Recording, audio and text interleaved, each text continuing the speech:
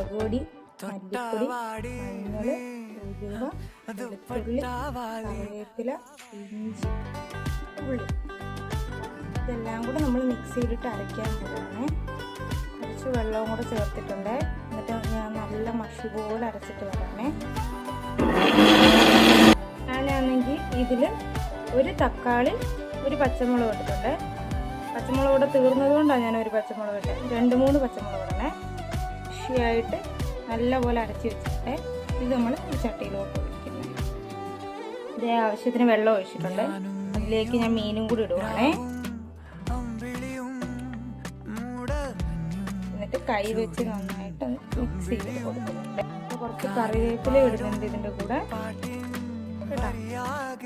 ഞാൻ ഗ്യാസ് കത്തിച്ച് ഗ്യാസിൽ വെച്ചിട്ടുണ്ട്. ഞാൻ ഇത് അടപ്പെടുത്ത് അടച്ചു.